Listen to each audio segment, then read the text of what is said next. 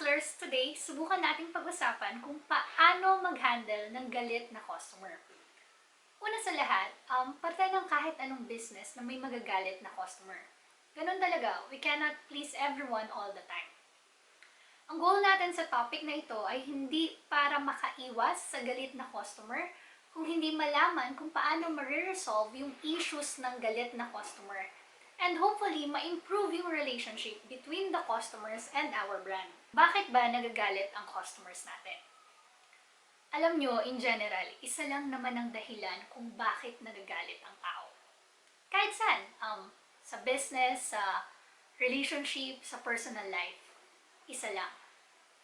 Expectations. Nagagalit ang customers natin kapag iba yung natanggap nila versus sa ine-expect nila. Whether sa quality ng product, ng service, o sa naging trato sa kanila. So, anong gagawin natin kung galit na si customer natin? Number 1 is kalma ka lang. Madaling magalit kapag galit yung kausap mo. Human psychology yun. Nami-mirror natin yung emotions nung kaharap natin. Okay lang yun kung positive yung emotions, pero kung negative kagaya ng galit or frustrations, huwag mong sabayan. And tandaan mo, ang galit ni customer is never personal. Nagkataon lang na ikaw yung representative ng brand at sa'yo siya nag-e-expect ng response from the brand, kaya sa'yo siya nagagalit. Number 2 is makinig ka sa concerns nila. Mag-focus ka sa sinasabi ng customer, hindi sa ire-reply mo sa kanila.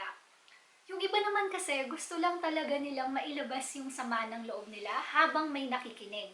Minsan, alam naman nila na wala ka talagang magagawa, lalo na kung yun na yung SOP. Pero nakakagaan pa rin kasi ng pakiramdam kapag na-verbalize nila yung frustrations nila. And at least this way, nakakapag-rant na sila sa'yo kesa sa ibang tao, sa maraming tao, or sa social media. Number 3 is i-acknowledge mo yung problema or concern nila. I-clarify mo kung tama yung pagkakagets mo ng issue. Huwag kang gumamit ng joke or ng humor sa galit na customer. Kasi nakaka-bad trip yun. Sa Pinoy culture, may tendency tayo na mag-joke or magpatawa para maging light yung atmosphere. Pero tricky kasi yun gawin. Huwag mo na lang gamitin, huwag mo na lang i-risk kapag nasa professional setting ka. Number 4 is say sorry para sa na-experience ng customer mo. Hindi porket nagsasorry ka is may problem sa quality ng product or ng service mo. Nagsasorry ka lang para dun sa naramdaman ng customer mo. Some people din kasi hindi sila makikinig sa kahit anong sabihin mo hanggat hindi nila naririnig yung word na sorry. Number 5 is i-assure mo si customer sa gagawin mo para matulungan mo siya. Huwag mo siyang basta-basta lang iwan nang hindi mo ini-explain kung ano yung gagawin mo at ano yung gagawin niya. Halimbawa, minsan sa mall, pag may tinanong ako sa sales lady, bigla na lang umaalis sila ate. So, naguguluhan ako, ate, susundan ba kita? Aantayin ba kita dito? Magla-lunch break ka ba? Kakausap ba ako ng iba? Huwag ganon. Pwede mong sabihin sa customer mo na, wait lang sir or wait lang ma'am.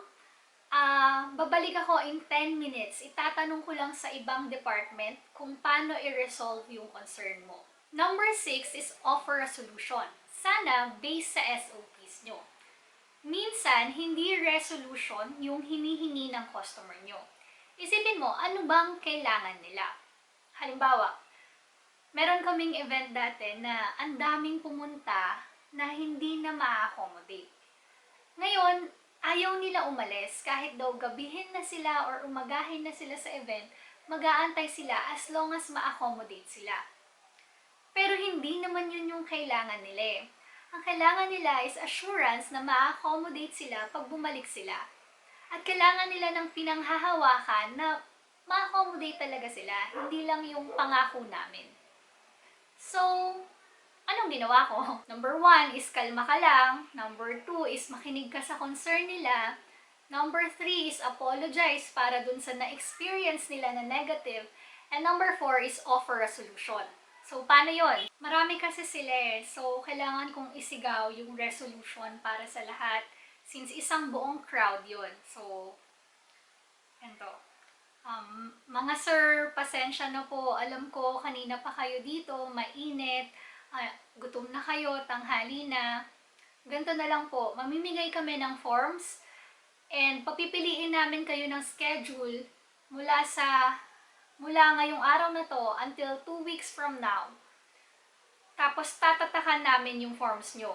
Sa mga schedule na to, yung mga may forms lang na may tatak namin, yung i-accommodate para sure na ma-accommodate kayo.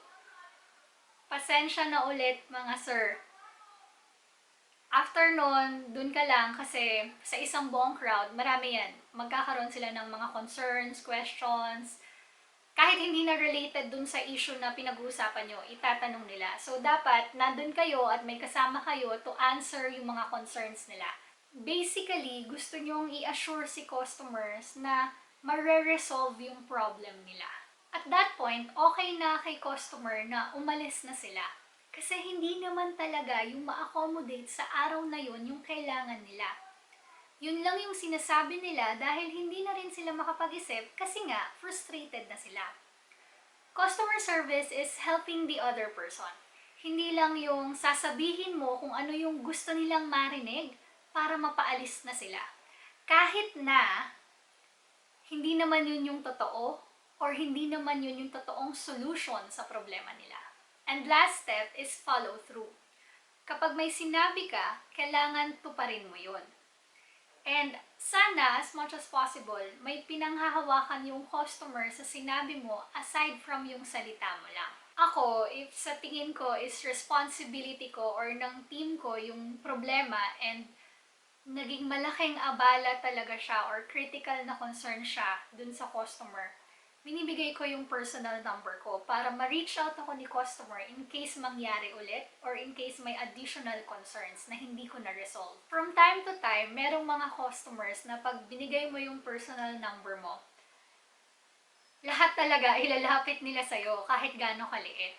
Pero bihira naman sila, so don't be scared to give out your number kapag nasa gantong line of work ka. Yung follow-through, minsan, yan yung nagiging dahilan para maging loyal yung customer sa brand nyo. Kahit na nung una is bad trip siya sa experience niya with your brand. Kaya, follow-through is very important. Minsan, sa ibang line of business, hindi posible or hindi pwede na ibigay yung personal number mo. So, as long as mabigyan mo siya ng paraan para mag-follow up in a very convenient way, okay na yun. Don't take criticisms negatively. Dapat nga thankful kayo sa complaints kasi free customer feedback yan eh. It's not you versus the customer. Pareho nyo lang gustong ma-improve yung quality ng product or ng service. Ang customer service ay hindi isang bagay na maibibigay mo sa customer mo. Hindi yon, o ayan, promo, o ayan, discount, o ayan, refund, etc. Perfect customer service na ha? Hindi. Ang customer service ay resulta ng lahat ng interaction ng customers mo sa brand mo. Pero at the end of the day, it all boils down to one thing. Concern. May concern ka ba sa customers mo?